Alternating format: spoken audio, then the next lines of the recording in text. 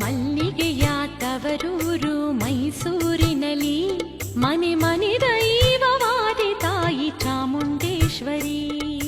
ಮಲ್ಲಿಗೆಯ ತವರೂರು ಮೈಸೂರಿನಲ್ಲಿ ಮನೆ ಮನೆ ದೈವವಾದಿ ತಾಯಿ ಚಾಮುಂಡೇಶ್ವರಿ.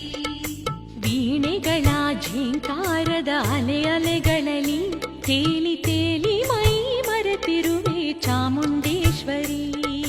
ವೀಣೆಗಳ ಝೇಂಕಾರದ ಅಲೆ ಅಲೆಗಳಲ್ಲಿ ತೇಲಿ ತೇಲಿ ಮೈ ಮರೆತಿರುವೆ ಚಾಮುಂಡೇಶ್ವರಿ.